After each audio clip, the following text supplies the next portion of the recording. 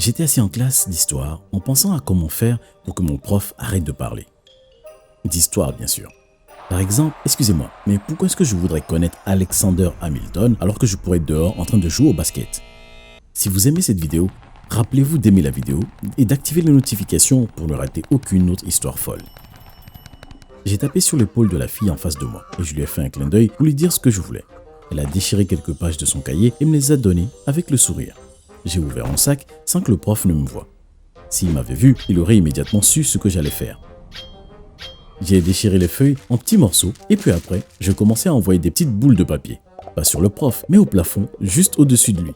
Puis j'ai demandé la permission d'aller aux toilettes. Il m'a donné le droit d'y aller, mais avant de partir, j'ai donné un petit coup sur le mur. Ce qui a fait trembler le plafond et les boules de papier sont tombées en restant coincées sur la tête chauve de mon prof. La classe s'est mise à rire et j'ai couru aux toilettes avant que le prof ne m'attrape. J'ai fait ce genre de choses dans quasiment toutes les classes. Parfois je prétendais être idiot, parfois je faisais des avions en papier et parfois je mettais une vidéo au tableau avec le son à fond. J'ai eu des problèmes qu'une seule fois et quand c'est arrivé, ma classe entière a demandé que je sorte de punition en disant que le prof n'avait pas besoin d'être si méchant quand il m'a dit d'arrêter. J'étais assez apprécié à l'école, sans faire beaucoup d'efforts et en passant simplement mes classes. Je ne pensais pas que ça allait me rattraper jusqu'à ce moment-là. J'ai entendu mon nom être appelé au micro. « Jason B, veuillez venir dans le bureau du principal immédiatement. » Ça a résonné à travers les couloirs. Tout le monde s'est tourné vers moi, certains prêts à venir avec moi pour défendre mon honneur. Je me suis avancé dans le bureau coloré de notre principal et je me suis assis sur l'une des chaises en face de nous. « Jason, c'est le moment que tu t'inquiètes pour ton futur universitaire, » a-t-elle dit. Sans vouloir me tromper, cette école est une très bonne école. La grande majorité de nos étudiants passent leur classe avec brio. Et tu es en dessous de la moyenne. On va devoir te demander de changer d'école. J'étais sous le choc. Ils me rejetaient pour améliorer la moyenne de l'école. Je ne savais pas si je devais m'inquiéter ou me sentir insulté. J'ai alors choisi entre les deux. La principale m'a dit que ça prendrait une éternité pour arriver à la note la plus basse qui me permettait de rester. Je ne voulais vraiment pas changer d'école, ou même en parler à mes parents. Mais je ne voulais pas non plus étudier. Je devais trouver quelque chose et vite. Ce week-end, j'aidais mon père à l'une de ses journées portes ouvertes. Il recevait une cargaison de meubles de location pour que ce soit plus accueillant pour les acheteurs. Il avait donc besoin de moi pour l'aider à mettre tout en place. « Alors, comment ça se passe à l'école, fiston ?» a-t-il demandé une fois qu'on est terminé. J'ai répondu « J'imagine que ça va ». Il savait que je n'étais pas fort à l'école, mais il ne savait pas que je risquais l'expulsion. « Est-ce que tu as beaucoup de devoirs ou est-ce que tu as du temps pour faire un autre arrêt ?» a-t-il ensuite demandé. Je lui ai dit que j'étais toujours chaud pour passer du temps à ne pas faire mes devoirs, et puis on est remonté dans la voiture et il a roulé plusieurs minutes hors de la ville.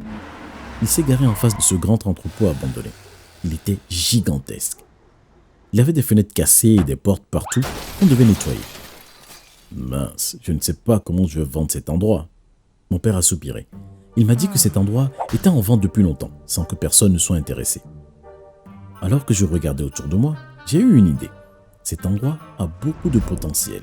De grands espaces ouverts, des murs et le sol en béton. Des dalles qui pourraient servir de table ou de chaise.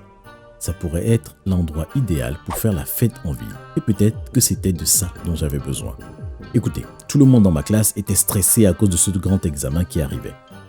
Je me suis dit que ces intellos devaient penser à autre chose pour les empêcher d'étudier. S'ils faisaient aussi peu d'efforts que moi, il était impossible qu'ils réussissent l'examen, n'est-ce pas? J'ai passé le mois à l'école que j'organisais une fête. Je leur ai dit d'inviter leurs amis et les amis de leurs amis. Personne dans ma classe, ou même dans l'école, n'organisait de fête. C'étaient tous des intellos. Un de mes cousins m'a fourni des lumières et des enceintes, puis j'ai ramené des chips et des boissons et j'étais prêt pour l'arrivée de tout le monde dans l'entrepôt hors de la ville où on ne nous trouvera jamais. J'ai attendu encore et encore, mais il se faisait tard et personne n'arrivait. Est-ce que je perdais mon temps? Est-ce que ces gosses ont annulé leur venue à la première fête de l'école pour pouvoir étudier?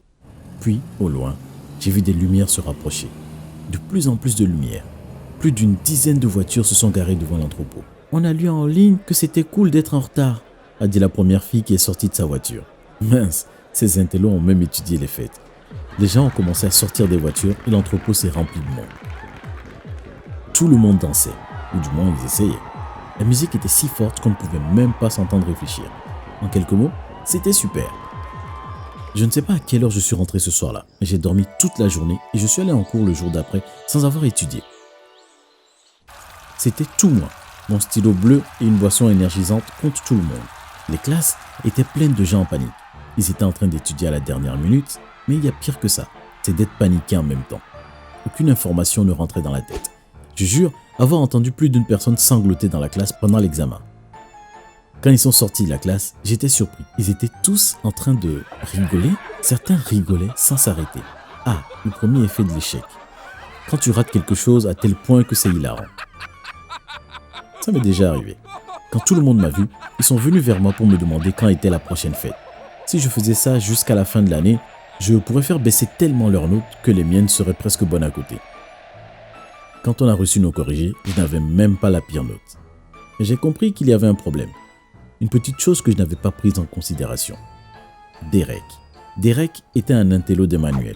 Coupe au bol, nœud papillon et lunettes sur le nez. Il était à la tête de la classe et mon seul obstacle maintenant que tous les autres étaient accros à la fête et à s'amuser.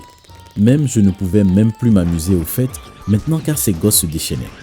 Ils ont commencé à faire tomber des bouteilles un peu partout pour pouvoir calculer la vitesse à laquelle elles toucheraient le sol et un de ces idiots a essayé de faire le ver de terre alors que je n'avais pas encore pu nettoyer. Ne vous inquiétez pas, il allait bien. Ils ont réussi à le rattraper avant qu'il ne touche le sol, mais il n'a pas compris pourquoi ils l'ont stoppé et puis ils se sont tous mis en colère. Plus, il a couru hors de l'entrepôt et a sauté dans la rivière. Tout le monde est parti le chercher, ce qui était cool car ça m'a donné du temps pour faire la bonne et de nettoyer le verre. Mais c'est alors qu'ils ont voulu allumer un feu en plein milieu de l'entrepôt. Le gamin a réussi d'une manière ou d'une autre à attraper un gros poisson dans la rivière. Et après que tout le monde l'ait vu et qu'ils ont vérifié que le poisson n'était pas toxique, ils sont retournés dans leur propre monde et ont décidé de le faire cuire. Maintenant, imaginez un tas d'ados excités et transpirants qui ont la dalle, regarder les flammes en attendant que le poisson soit cuit. Je me suis dit que j'allais perdre la boue. J'avais créé des monstres et je devais nettoyer après eux. Ça me faisait assez mal à la tête. Je préférais penser à Derek, même si ça me faisait mal à la tête aussi. Après avoir regardé attentivement de loin, j'ai découvert que Derek était un fils à maman. Elle lui achetait tous ses habits, elle lui coupait les cheveux à la maison et elle s'asseyait avec lui pour l'aider à faire ses devoirs. Elle était prof d'université et avait été la première de sa classe pendant toute sa jeunesse. Ok, peut-être que mes observations sont devenues trop obsessionnelles à la fin, mais c'était pour la bonne cause. J'étais prêt à faire tous les efforts possibles pour éviter de faire d'efforts à l'école. « Salut Derek mon ami !» j'ai dit en courant vers lui et en mettant mon bras sur son épaule. « Je ne t'ai pas vu au fait, qu'est-ce qui se passe ?» j'ai demandé. Il a un peu paniqué quand je me suis approché. Il a commencé à marmonner quelque chose à propos de sa mère qui ne le laissait pas aller aux fêtes et qui disait que ça gâcherait sa vie et que les ados étaient des monstres. C'est n'importe quoi. Pourquoi est-ce que je ne viendrais pas te chercher ce soir pour faire de toi mon invité d'honneur? Je l'ai suggéré avec le sourire. J'ai des leçons d'équitation demain matin, je dois me coucher à 20h. A-t-il commencé à dire avant que je l'interrompe et lui dise que je viendrais le chercher à 22h. Il a refusé, mais je lui ai fait une tape sur le dos avant d'aller parler à d'autres personnes. J'étais assis dans ma voiture devant la maison de Derek à 22h pile ce soir-là. Mais les lumières étaient éteintes. J'ai klaxonné plusieurs fois, mais rien. J'ai finalement décidé de sortir de la voiture et d'aller à la fenêtre de Derek. Heureusement qu'il était au rez-de-chaussée. J'ai tapé plusieurs fois et il s'est réveillé. J'ai fait un signe de main en souriant alors qu'il se frottait les yeux avant de venir à la fenêtre. Dès qu'il a ouvert, je suis entré à l'intérieur. « Qu'est-ce que tu fais là? Il est tard !» a-t-il dit. « Je t'ai dit que je viendrais te chercher à 22h. Dépêche-toi, habille-toi. » J'ai répondu, puis quelqu'un a frappé doucement à la porte. « Derek, chérie, tu fais un cauchemar? Pourquoi tu es réveillé ?» a demandé sa mère à travers la porte. « Oui, maman, je me recouche maintenant. » il a répondu. Il a commencé à me pousser vers la fenêtre, mais je ne pouvais pas le laisser continuer à être un excellent étudiant. « Tu penses que je vais laisser mon meilleur ami gaspiller son vendredi soir comme ça ?» je lui ai murmuré. Il a arrêté de me pousser et ses yeux se sont grands ouverts. « Je suis ton meilleur ami ?» il a demandé. Ses lèvres tremblaient un peu. « Bien sûr, maintenant habille-toi !» je lui ai répondu. Il s'est habillé rapidement, mais il a cogné une étagère de livres. Sa mère a soudainement ouvert la porte et son visage a changé de couleur quand elle a vu un autre ado dans la chambre de son fils aussi tard. « Éloigne-toi de mon fils !» elle a crié en se jetant sur moi. Je l'ai évité juste à temps et j'ai fait signe à Derek de passer par la fenêtre. Sa mère a couru après moi à travers la maison. J'ai fait en sorte de faire des cercles autour de l'îlot central de la cuisine pendant qu'elle me courait après. Je m'amusais bien avec cette folle qui me criait dessus. Je me suis arrêté quand elle attrapait des ustensiles de cuisine. Je n'allais pas me faire poignarder pour Derek. J'ai couru vers la porte d'entrée avec elle à mes trousses. Entre dans la voiture, j'ai crié à Derek quand je me suis rapproché de la voiture. J'ai fermé les portes juste avant qu'elle puisse ouvrir, celle de Derek, et on est parti de là. C'était, a dit Derek essoufflé, le truc le plus fou de toute ma vie. Le gamin a souri. Je lui ai dit que ça ne faisait que commencer. Je ne savais pas que Derek serait un tel fêtard. À la fin de la soirée, les autres le portaient au-dessus d'eux et scandaient son nom. Ce gosse était au paradis. Je m'éclatais aussi pour une fois, jusqu'à ce que les lumières rouges et bleues commencent à clignoter et que les sirènes s'approchaient. Tout le monde s'est dispersé. J'ai attrapé Derek et on est sorti de là dans ma voiture. J'ai vu que certains enfants étaient poussés à l'arrière des voitures de police, mais d'une manière ou d'une autre, ils avaient toujours l'air heureux. Ils passaient encore le meilleur moment de leur vie, même si pour être honnête, je pleurerais. Moi et Derek, nous sommes rêvés le lendemain. Il ne voulait pas retourner chez lui et mes parents ont accepté qu'il prenne la chambre d'amis. Pendant qu'on prenait le petit déjeuner, mon père est sorti de son bureau avec le sourire aux lèvres.